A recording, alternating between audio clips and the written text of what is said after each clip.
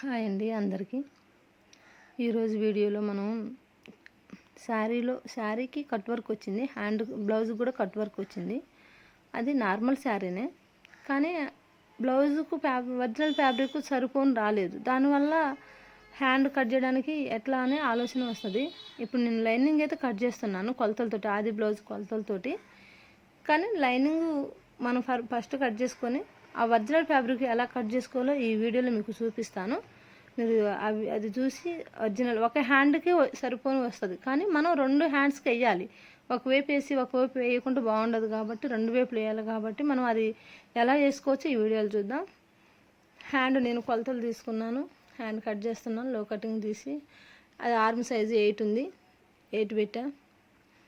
అటు కొంచెం ముక్క పట్టాల్సి వస్తుంది ఇటు, కానీ తర్వాత కుట్టేటప్పుడు కట్టుకోవచ్చు అనేసి ఇప్పుడేం కట్ చేయలే. నేను మధ్యలో టక్స్ ఒకటి వేసుకొని లో కటింగ్ తీసుకుంటున్నా. లైనింగ్ 4 మడతల మీద 4 మడతల మీద తీసుకోవచ్చు. కాకుండా కొత్తగా నేర్చుకున్న వారు లోపల క్లాత్ని కూడా కట్టి అవుతుంది అని ఆలోచన ఉంటే సింగిల్గా తీసుకొని కట్ చేసుకోవడం చాలా మంచిది.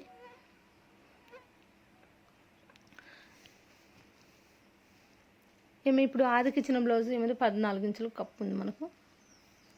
14 ఇంచెస్ పెట్టుకొని నెక్ మాత్రం నేను షోల్డరు మనకు 5 తీసుకున్నా. 3 ఇంచులు షోల్డర్కి ఉంచేసి 2 ఇంచులు నెక్ ఉంచా. సంక డౌను ఆర్మ్ డౌను అది 6 ఇంచులు తీసుకున్నా. లూజు చెస్ట్ లూజ్ ఆమెది 9.5 ఉంది. నేను ఒక 2 ఇంచుకి ఖర్చులకు ఉంచేసిన. ఇప్పుడు ఈ లైన్ వేసుకున్నాక మిడిల్లో 1.5 కాడికి మనం డౌన్ తీయాలి, రౌండ్ తీయాలి. అక్కడ ఆర్మ్ది మధ్యలో మిడిల్లో 3 ఇంచెస్ 6 పెట్టుకున్నాం కదా, 3కి మడత పెట్టుకొని ఆ మడత కాంచి మనం ఇట్లా రౌండ్కి తిప్పుకోవటం వల్ల ఎక్కడి నుంచి మనం ఆ రౌండ్ తిప్పాలో కూడా మనకు అర్థమైంది. బ్యాక్ ఆమె నెక్ ఎంత ఉందో అంత తీసుకోవచ్చు, బండ గుర్తులతో కూడా తీసుకోవచ్చు, కానీ దానికన్నా ఇదైతే పర్ఫెక్ట్గా ఉంటుంది కాబట్టి తీసుకున్నా. నేను పైన నెక్ 2 తీసుకున్నా. కిందకు వచ్చేసరికి కొంచెం 2 మీద ఒక 4 గీట్లు తీసుకున్నా నేను, అంటే 2.5కు తక్కువ, 2.5కు ఎక్కువ తీసుకున్నా. ఎందుకంటే కింద వెడల్పు ఉండాలి, వాళ్ళకి షోల్డర్ కట్ తక్కువ ఉండాలన్నారు. నేను ఆ విధంగా తీసుకున్నా.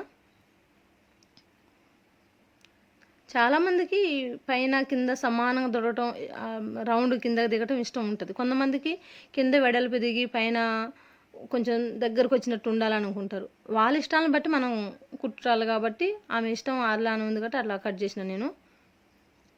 ఎప్పుడైనా మనం క్రాస్ కటింగ్ కట్ చేసేటప్పుడు మనకు 2 చివర్లు అటు చివరికి పెట్టి 2 మూలలు అటు చివరికి పెట్టేటట్టు, అంటే మనకు చంక భాగం అనేది కరెక్ట్గా మూలలో అటువైపు రావాలి. అలా రావడం వల్ల క్రాస్ అనేది కరెక్ట్గా మనకు మంచిగా నీట్గా ఉంటుంది. ఆ రీతిగా వేయండి. ముందు నెక్ మాత్రం కట్ చేయొద్దు, ఎందుకంటే మనం నెక్ ఆది బ్లౌజ్ ఎంత ఉందో అది చూసినాకనే కట్ చేసుకోవాలి. ముందు చెస్ట్ లూజ్ కూడా మనం ఫ్రంట్ పార్ట్ ఎంత పొడవుందో మనం గుంజదు, సాగినట్టు లాక్కోకుండా జస్ట్ నార్మల్గా పెట్టి ఖర్చుతో పాటు కొలతలు వేసుకొని మనం కట్ చేసుకోవడం వల్ల పర్ఫెక్ట్గా ఉంటుంది ఫ్రంట్ భాగం. లేకపోవడం వల్ల పైకి వచ్చినట్టు సేఫ్ బెల్ట్ పైకి రావడం, లేకుంటే కిందకు వచ్చినట్లుగా ఉండడం, దానివల్ల బ్లౌజ్ అంత పర్ఫెక్ట్గా కుదిరినట్టు అనిపించదు. నేనైతే అలానే కట్ చేస్తాను. మీరు కూడా అలా కట్ చేసి ట్రై చేయండి, చాలా మంచిగా కుదురుతాయి బ్లౌజులు. కస్టమర్లు కూడా హ్యాపీగా ఉంటారు. ఇప్పుడు ఒక 1/2 ఇంచు పైకి అనుకుందాం, దానివల్ల సేఫ్ బెల్ట్ మంచిగా కూర్చుంటుంది పర్ఫెక్ట్గా. ఒక 1/2 ఇంచు అంతే, ఇంకెక్కువ అవసరం లేదు.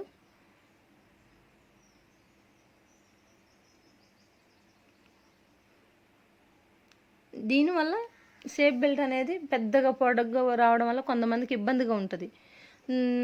అది ఎందుకంటే పొట్ట మీదకి వచ్చి మడత పడినట్టు కూడా పైకి వెళ్తుంటుంది. అలా లేకోకుండా మన క్రాస్ కొంచెం తీయటం వల్ల చాలా మంచిగా ఉంటుంది. షేప్ తను ఎంత వాళ్ళకి ఎంత ఇంచెస్ షేప్ ఉందో కొలుసుకోవచ్చు షేప్ బెల్ట్కి. కొంతమంది పెద్ద పట్టి వేయడం అలవాటు, కొంతమందికి చిన్న పట్టి వేయడం అలవాటు.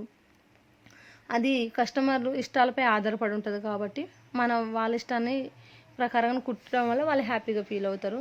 నేను తీసుకున్న షేప్ బెల్ట్ అయితే 2 ఇంచెస్ చివరకు ఉన్నది, మిడిల్లో 2.5, స్టార్టింగ్లో 3 ఉంది. నేను అదేవిధంగా షేప్ బెల్ట్ కట్ చేసుకుంటున్నా. బండ గుర్తుతో ఇలానే కట్ చేయాలని కాదు, ఆది బ్లౌజ్ ఇచ్చినప్పుడు మెజర్మెంట్స్కి మనకు ఆ బ్లౌజ్ ఎలా ఉంటే అలా కుట్టినా కూడా వాళ్ళకు ఇష్టమవుతుంది. హ్యాండ్స్ చూడండి, ఇది కట్ వర్క్ వచ్చింది. 4 మడతలు వేయడం వల్ల చాలా చిన్నగా వస్తుంది. అంటే ఒక హ్యాండ్ తీయంగా కొద్ది గొప్ప అట్లా మనకు మిగిలేటట్టుగా వస్తుంది. కానీ మరి ఇంకొక హ్యాండ్ కూడా రావాలి కాబట్టి ఒకవైపే కట్ వర్క్ ఉంది కాబట్టి నేను వచ్చిన కట్ వర్క్ క్లాత్ ఎంతవరకు ఉందో దాన్ని 4 మడతలు వేసి ఆ 4 మడతల మీద హ్యాండ్ వేసుకుంటున్నాను నేను. ఇప్పుడు కట్ చేసిన మనం లైనింగ్ ఫ్యాబ్రిక్ ఉంది కాబట్టి మనం ఆ ఫ్యాబ్రిక్ దాని మీద పెట్టిన దానివల్ల మిగతా ముక్క అంటే మనకు ఎంతవరకు అయితే ఎక్స్ట్రా ఇటువైపు వచ్చిందో దానికి అంతటికి కూడా మనం క్లాత్ ఎక్స్ట్రా పీస్ కట్టడం, ఇంకా అంతకుమించి వేరేది లేదు. ఇట్లా చేయటం వల్ల మిడిల్కి హ్యాండ్కి మనకు సెంటర్లో వర్క్ మొత్తం క్లియర్గా నీట్గా కనపడుతుందని నేను ఇట్లా కట్ చేస్తున్నా. మీరు కూడా ఇలానే కట్ చేయండి. అంతే ఫ్యాబ్రిక్ మొత్తం హ్యాండ్లోకి జరిపేసి రెండు హ్యాండ్స్కి వచ్చేంత అయితే రాదు మనకు. మనం అడ్జస్ట్ చేసి కట్ చేయడం తప్ప ఏముండదు. ఇంకా బ్యాక్ ఫ్యాబ్రిక్ అంటే ఇంకా మనం అంతే కట్ చేస్తాం. కానీ నేను ఈ పట్టి చివర ఫ్యాబ్రిక్ మనకు మలిసి కొట్టుకోకుండా అవసరం లేదు కాబట్టి నేను ఆ ఫ్యాబ్రిక్ను నడుం పట్టి కట్ చేస్తాను. నేను ప్రతిసారి అంతే కట్ చేసుకుంటా. ఒక్కొక్కసారి లైనింగ్ను ఒరిజినల్ ఫ్యాబ్రిక్ 2 కలిపి మడత పెట్టి అలానే ఉంచేస్తాను, మలిసి అదే నడుం పట్టి లెక్కేస్తాను. ఒక్కోసారి ఇట్లా కట్ చేసి నేను దానికి పట్టి కడతా. తర్వాత శారీ అయితే తక్కువ రేట్లోనే మంచిగా అనిపిస్తుంది, క్లాత్ బాగుంది. ఇది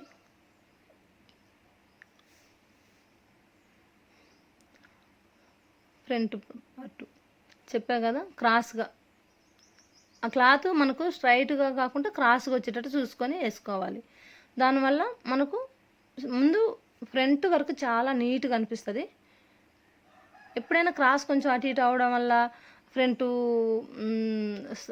స్ట్రైట్ కటింగ్ లెక్క ఉండడం, లేకోకుండా టైట్ పట్టేసినట్టు అనిపించడం అట్లా వస్తుంది. అది సెంటర్గా మనం క్రాస్ సెంటర్గా వచ్చేటట్టు పెట్టడం వల్ల చాలా నీట్గా ఉంటుంది.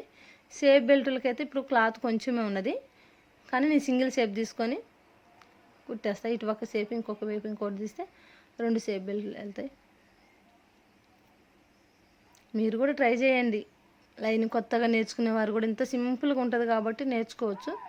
ఇప్పుడు సమ్మరు మంచిగా ఇంట్లో కూర్చొని ఒక అర్ధ గంట చూసారనుకోండి, ట్రై చేశారనుకో, మీ సింగిల్ బ్లౌజుల మీద మీరు ట్రై చేసుకొని ఫస్ట్ కుట్టుకోండి. తర్వాత అలవాటైపోతుంటుంది. అర్ధ గంటలో బ్లౌజ్ కటింగ్ కుట్టడం కూడా సింగిల్ బ్లౌజ్ అయిపోయింది. వీడియో నచ్చితే లైక్, షేర్, సబ్స్క్రైబ్ చేయండి.